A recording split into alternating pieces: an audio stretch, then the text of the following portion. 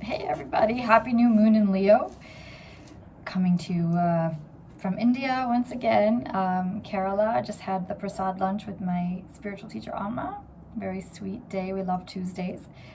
And especially when it's on a new moon. The new moon in Leo, 27 degrees of the Sabian symbol of Leo. And I wanted to look it up because I could feel this one had like a special lightness or something very positive, sweet, encouraging going on. And in fact, the Sabian symbol is about a new dawn, which really is what I've been feeling actually in the energy for this new moon. So on Mars Day, and Mars is playing a really prominent role in this new moon, it feels very fiery, but in case you're wondering why it feels like a strange mix of fire and enthusiasm and inspiration, hope and new spark, new creativity, yet there's like a little bit of a dark shadow hanging over it.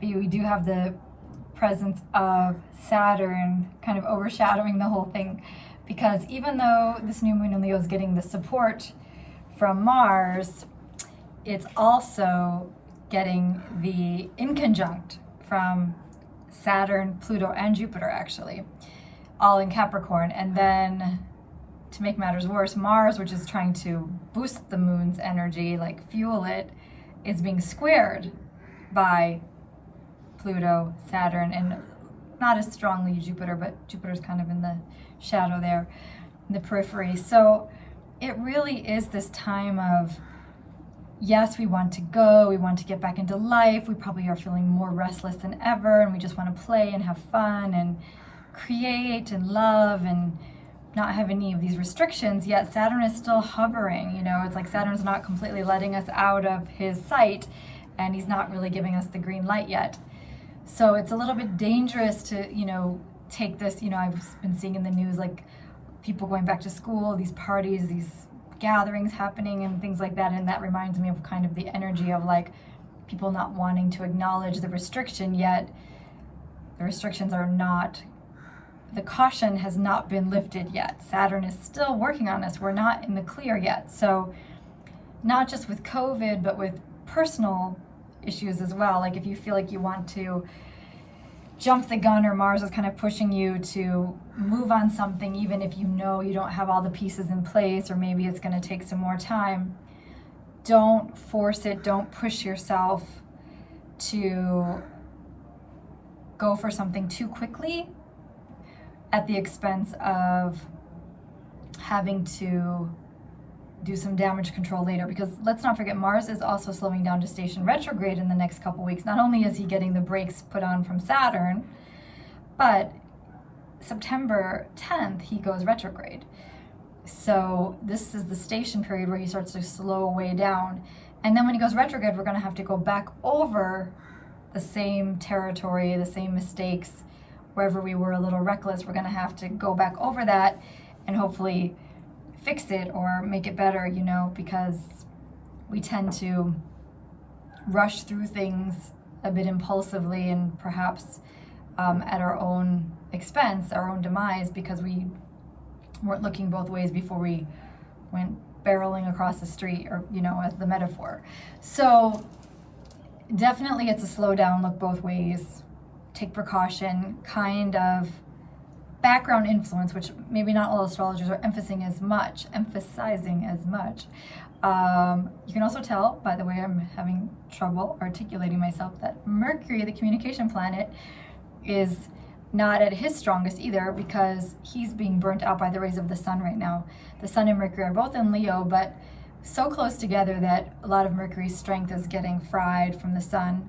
So if your brain feels a little bit less on point, even though you've got all this creative fire and momentum and energy, you might feel it easier to get back into your physical activities and, to take action with the strong Mars energy right now at this new moon. But there is still this Mercury burnout, and like I said, Saturn kind of hovering over the situation.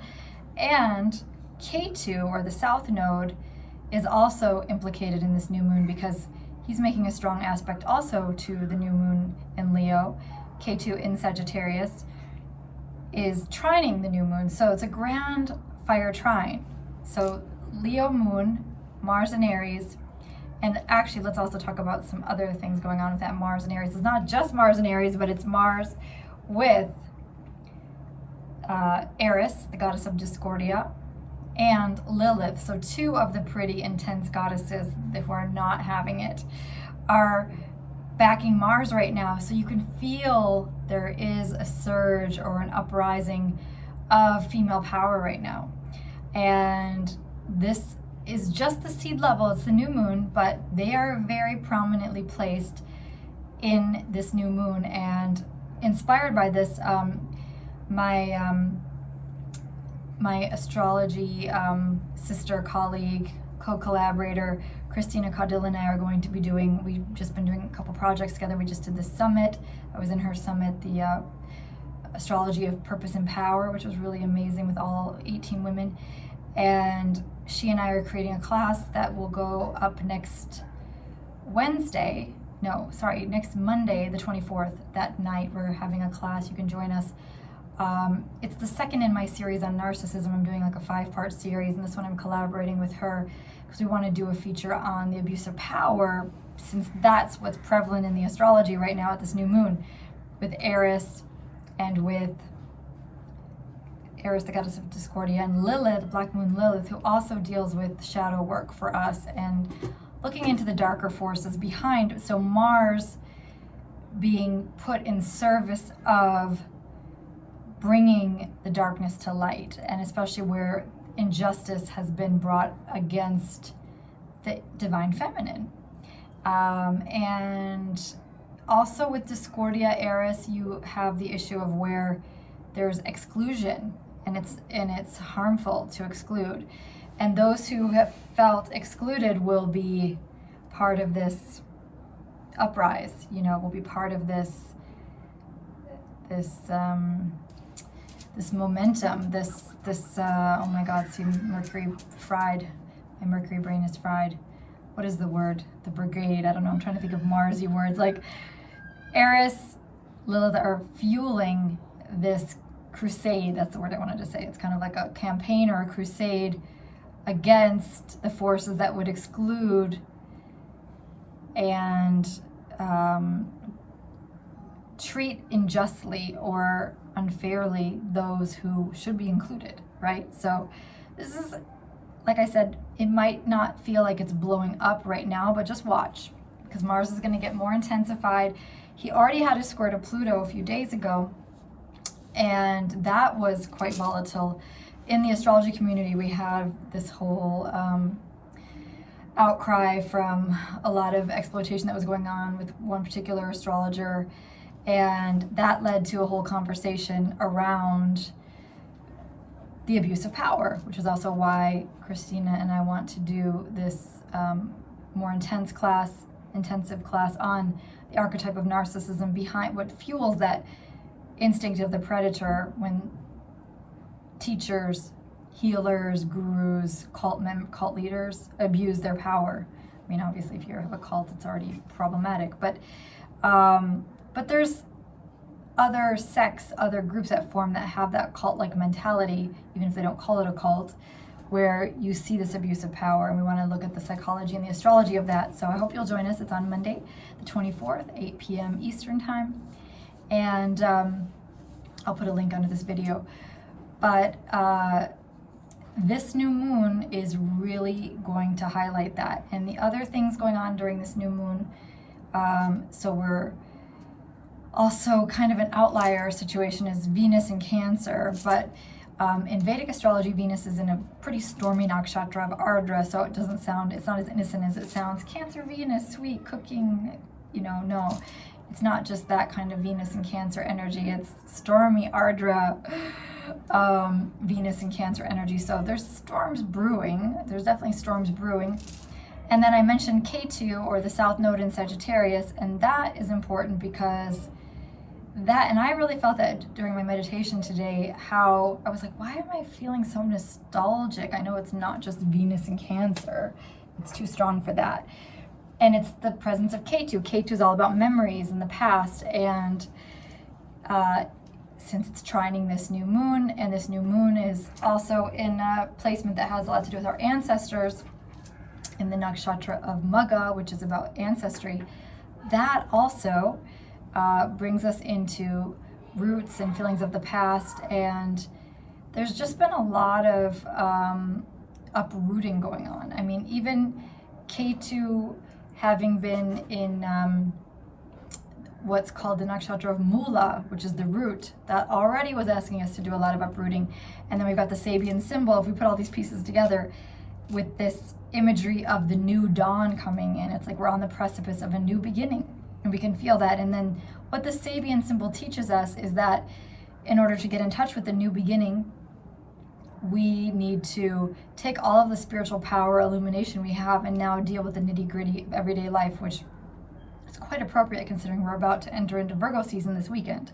So Virgo season's all about, and now I'm talking tropical, I know it's a little confusing because I'm currently now studying, so I'm spending so much time in India. I'm studying Sanskrit, I'm studying Vedic astrology, and trying to find a way to combine the two systems,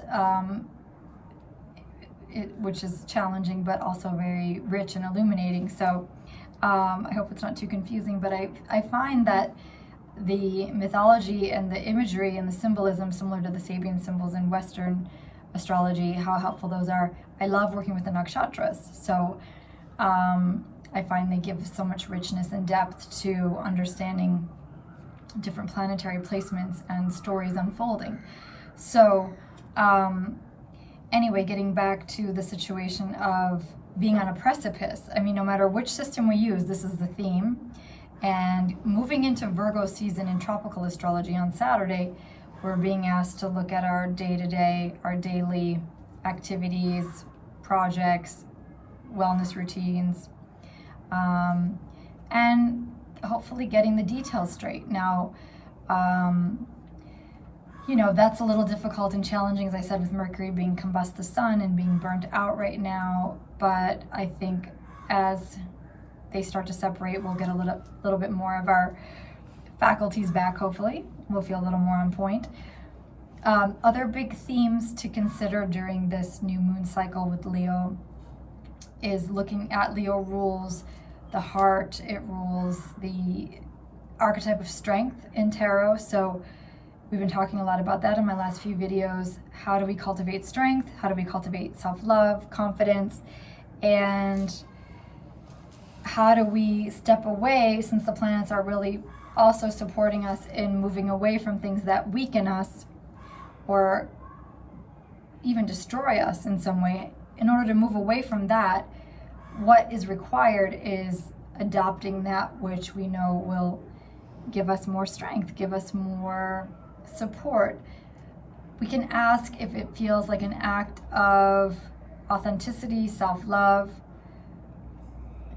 encouragement. I like this word because it's got the word courage in it, and core of the heart. So things that bring courage, bring heart strength. That is really the theme I feel at this new moon. And to move from that place and to be guided by love and that which strengthens. If it diminishes you, then you know you're going in the wrong direction. And that's an easy kind of litmus test you can apply to different thoughts, words, actions, and ideas. Does this encourage strength, or does it weaken me? Does it bring more courage? Does it bring more hope? Does it bring more self-love? Does it bring more life force, more vitality? Or is it there's this one teaching I love by Swami Shivananda where he says, don't be like a housefly. You know, the problem is the mind is like a housefly. 1 minute it's sitting on something really sweet, and the next minute it's just going for the garbage, you know, not the shit that is nearest to where the fly is roaming, you know. So he's like, don't be like a housefly, because the mind is like a housefly. 1 minute we're like, invoking sweetness, and then who knows where we're letting our mind go and what it's sitting on. So he's like, be more like the honeybee, which always chooses to be where there's the sweetness. So I think that's a good image for this new moon. And before this gets too long, I'm going to wrap it up here. So hope to see you in the class on Monday. You can subscribe. And for those of you who love my Project 40s, save the date. The next one's starting September 18th. It's called the Anonymous Dialogues. And I'll have some more exciting news coming up, so definitely subscribe here to my channel and get on my newsletter list for upcoming programs. Okay, thanks so much for watching.